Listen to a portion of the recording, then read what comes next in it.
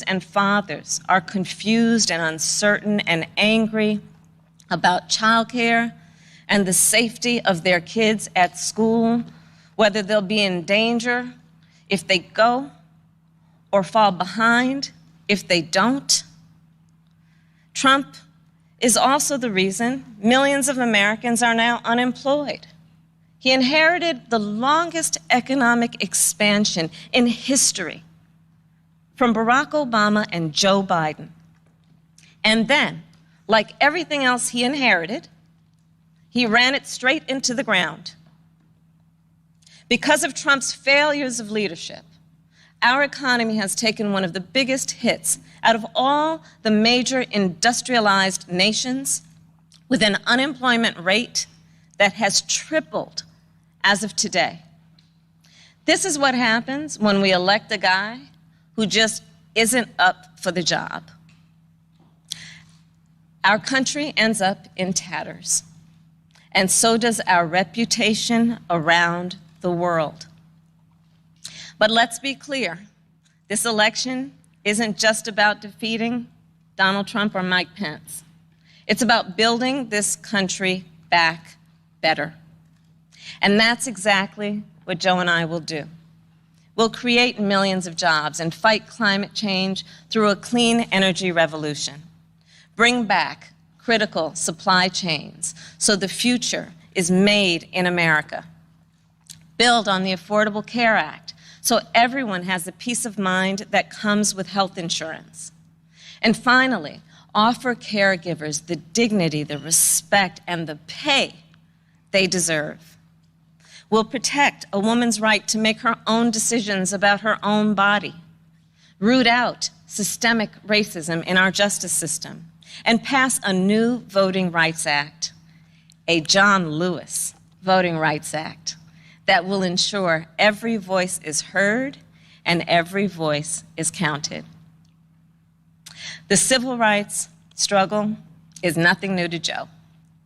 It's why he got into public service. It's why he helped reauthorize the Voting Rights Act and restore unemployment discrimination and employment discrimination laws. And today, he takes his place in the ongoing story of America's march toward equality and justice as the only who has served alongside the first black president and has chosen the first black woman as his running mate.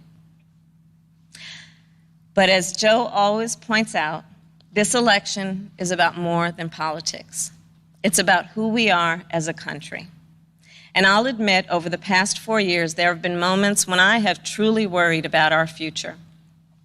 But whenever I think that there is a reason for doubt, whenever I've had my own doubts, I think of you, the American people, the doctors and nurses and frontline workers who are risking your lives to save others, the truck drivers and the workers in grocery stores, in factories, in farms, working there, putting your own safety on the line to help us get through this pandemic, the women and students taking to the streets in unprecedented numbers, the dreamers and immigrants who know that families belong together, the LGBTQ Americans who know that love is love, people of every age and color and creed who are finally declaring in one voice that yes, Black lives matter.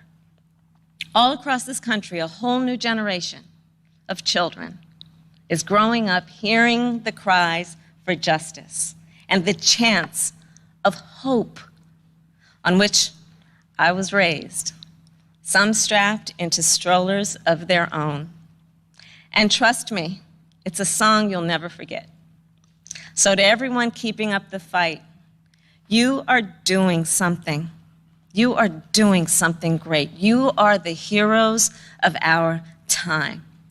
And you are the reason I know we are going to bring our country closer to realizing its great promise. But to do it, we'll need to work, organize, and vote like never before, because we need more than a victory on November 3rd. We need a mandate that proves that the past few years do not represent who we are or who we aspire to be. Joe likes to say that character is on the ballot, and it's true.